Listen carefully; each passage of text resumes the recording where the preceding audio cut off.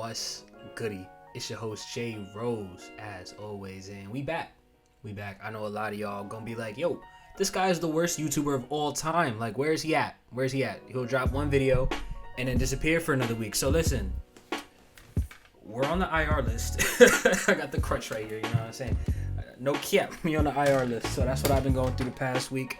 But we can talk about that later. Let's get into some hoops because opening night was last night and I could not have been any more hyped, and I'm still hyped to talk about it right now. So let's get into the hoops. There's two slates of games yesterday. There was Nuggets Lakers and then there's Suns Warriors. We're gonna talk about the Nuggets game first.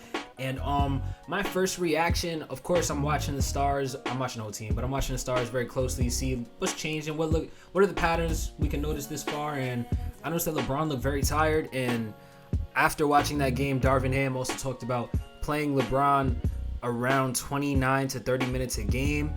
And that's almost 20 minutes of game time without LeBron on the floor. So, can I count? Yeah, that's almost 20 minutes. That's almost 20 minutes of game time without LeBron on the floor, and I think that's very detrimental for the Lakers. We even saw that yesterday. When LeBron was on the floor, they were competing with the Nuggets. Like, seriously. It looked very even at times when LeBron was on the court, minus the first quarter. Because in the first quarter, the Lakers got absolutely mopped. Like, there was nothing. But even then, LeBron was still the best player on the court. So, not quite. But LeBron definitely makes the Lakers better, 100%. We know this. So if he's not going to be playing the amount of minutes that he should be playing, which is probably close to maybe 36, 37, closer to 40 minutes a game, somewhere up there. So if he's not going to be playing that amount of time, I see the Lakers losing a lot of these games because you see the increments where LeBron is out. They take him out for 5 minutes, put him in for 5 minutes. In that kind of cycle. So you can see how him being in and out like that affects the game's momentum, and it's really not good for the Lakers. I'm not a big fan of that, but I understand that's what you got to do because of his age. So it is what it is. We're probably just going to see a lot of minutes staggering with LeBron, but it is warranted because he looks real tired. Let's get into some positives for the Lakers, though. Besides AD sticking up in the second half, like I said, he was good in the first half. LeBron played limited minutes, but he looked good in those minutes. He looked really good in those minutes, and honestly, if he played the full game, he probably would have looked like first or second best player on the court. He was really going downhill a lot. He was playmaking very well, and if he played a nice duration of the game, or just more minutes, honestly, than what he played, just a couple more minutes, he definitely would have at least gotten my parlay. LeBron, I needed 25 points, my boy. You gave me 21. What's up? But yeah, LeBron looked very well, which is definitely an upside going into his 21st season in the NBA, which is crazy. He still looks very good in this game one. The Lakers defense also looked very good against the defending champion Nuggets, so that's also something you're going to want to watch. If their defense is this good against arguably still the best team in the NBA, what's it going to look like against other teams? I think the Lakers have a great shot to go far this year, especially if they can make the pieces connect, because that defense looked great yesterday. On to the Nuggets. I don't have as many notes for the Nuggets, not because they're not box office, not because I don't want to cover Jokic and Murray and the rest of the crew, but because they're just doing the same thing they were doing last year. They literally came in and they handled business. Jokic going to come in, 29-point triple-double off the wake, and I expect him to do that at this point. Honestly, I expected more from Jamal Murray. I absolutely expected more from Jamal Murray. I thought he was going to get around a 30-piece, and he gave you, 21 points? It wasn't a bad performance. I'm not saying he played bad by any means, but I definitely expected Jamal Murray to be a little more engaged on the offensive side of the ball, even though I will give the Lakers a lot of credit for that because they were playing good defense on Jamal Murray. Jamal Murray was not seeing one person. He was seeing double teams. He was seeing more than one body throughout the game. They were throwing different looks at him, making sure he was uncomfortable, throwing him out of his rhythm. So when he got his opportunities, he still scored well. He shot 8 for 13, so I can't say too much about Jamal Murray. Caldwell Pope had 20. And then what also is scary about this is that Aaron Gordon had 15, MPJ had 12. Your entire starting five getting over 10 points, that's tough. That's tough to do. And if they can consistently get maybe not 20 points from KCP, but if they can get 10 from KCP and then another 15 from Gordon, 20 from MPJ, or something in that range, this team's going to be an absolute problem again this year. And I think people are overlooking them to win the championship because of what happened with Boston and Milwaukee. But I think the Nuggets should still be on some people's radars, definitely, because the way Jokic is playing, the way this unit is stepping up as well, they look like a unit again. like I said, nothing different about the Nuggets. My second note for the Nuggets, the "Who's Your Daddy" chants in the arena, that was crazy. I was watching the game, crowd going, "Who's your daddy?" What? Nah. I would have made it flock in that press conference if I was a player on the team, because there ain't no way the crowd doing that to me. I'm not gonna lie. What's the coach's name? Mike Malone? He an instigator. Mike Malone is top instigator. He got a crowd of arena calling the Lakers their son. He an instigator. He started that. He started this beef. Like, seriously. Mike Malone is the sole reason why the Lakers and Nuggets have beef right now, but I love it. We can get into this next game, which is Suns versus Warriors. And my first note, Booker is the best player on the Suns. I don't have too much to say about this because I've been saying this throughout the entire summer. And it looked obvious yesterday, obviously. Like I said, just one game. But KD's arsenal looked limited, like I've been saying the entire summer. And Devin Booker's looked dynamic. He looked like the best scorer in the NBA. He looked like he was getting to his spots. He got a little cold in the third and fourth quarter, but he still closed the game out. Ended up with 32 points, 8 assists. But he had 6 turnovers. And I also wanted to talk about that. I think Devin Booker's vision is very underrated. I think Devin Booker has some great vision, and he can make some really, really good passes. That does not mean I think he's a good point guard, though. I don't think Devin Booker as of right now is a good point guard. Those turnovers are just too high. I don't think he facilitates the offense well enough, and I just think those turnovers are too high. Like I said, when he finds you, and they're great looks. He knows how to create open shots for his teammates as well, and that's how he racks up those assists. But the turnovers were just a lot tonight. I see the vision with Devin Booker as a point guard, but I don't think he's a good point guard as of today. I don't. Kevin Durant really loves pull-up mid-range jump shots, bro. That man is in love with pull-up middies. I swear to God, the whole game, I'm just watching. I can't help but notice this now every time I watch Kevin Durant, and I just go, okay, when is the next time he's going to do something that doesn't include a hezzy or pull a mid-range jump shot? And it's like, not very often.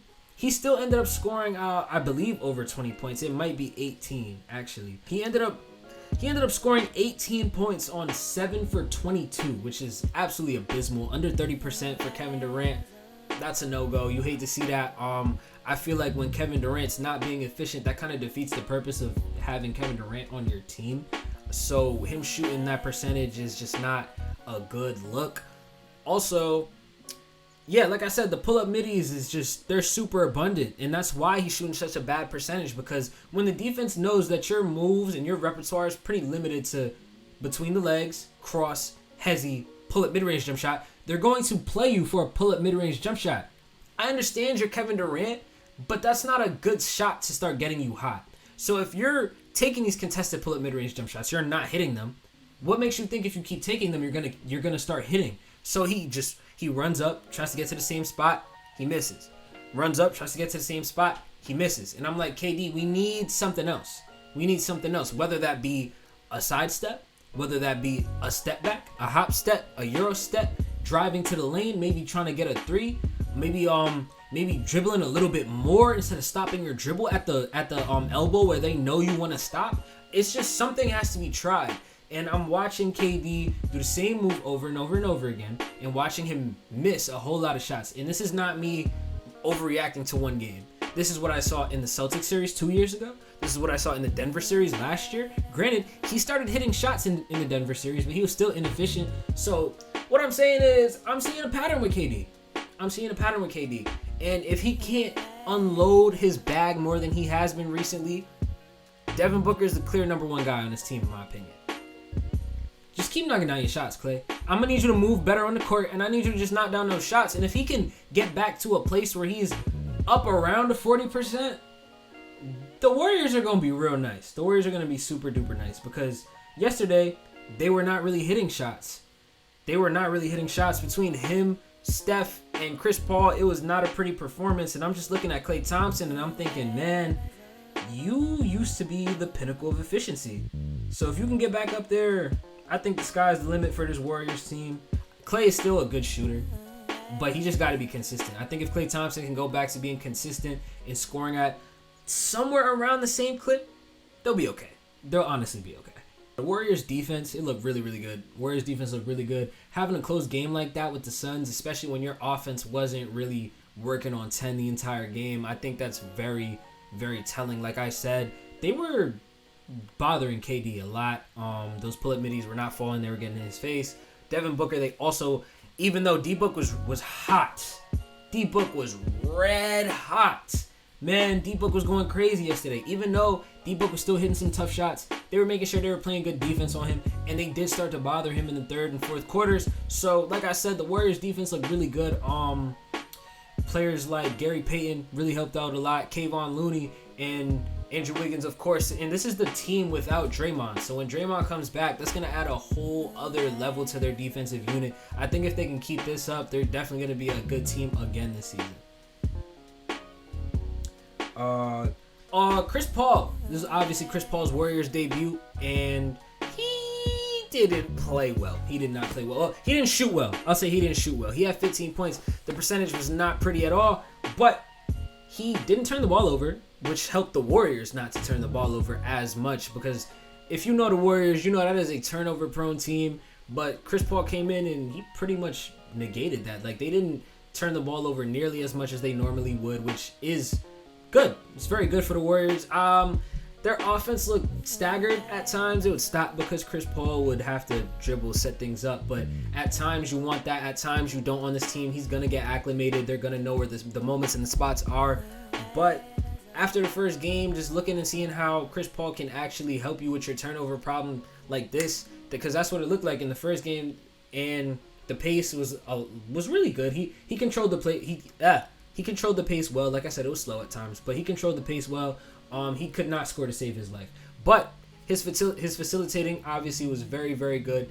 Chris Paul's effort did not go unnoticed, but those shooting splits got to go up. And I believe if Klay can get his shooting splits back up to where they usually are, get her up around 20 points a game, and Chris Paul can possibly maybe give you like a 14 points on a good efficiency, 15 points on a good efficiency, and give you some dimes. He's going to facilitate for you. This is going to be a great move for the Warriors if he can keep up that kind of pace. I'm not sure what Chris Paul has left in the tank. He looked a little stiff yesterday, but he still made some good moves, and his jump shots are also going to fall at some point. So I think the Warriors are in a really, really good spot. I'm not going to lie. I liked what I saw yesterday. But once again, that was just one game. So y'all just listen to me rant over one game or 2 games worth of basketball, and we're gonna see what happens. Of course, we're gonna be watching more basketball tonight. I'm gonna be tuned into that Knicks game for sure, and I'm gonna be tuned into that Mavs game for sure. I'm hyped for those. But yeah, man, let me know how y'all enjoyed opening night. I don't even care about what y'all takes are. Did you enjoy opening night? Did you have fun? I had fun. Both of those games were fun, in my opinion. I saw some of the stars of the NBA that I love watching. They did their thing. My fantasy teams is looking good. None of my parlays hit though, which I'm mad about. But we might double down today. Might make some bets on Luka and Vic. But who knows? But I hope y'all enjoyed the video too, and I'll see y'all in the next one.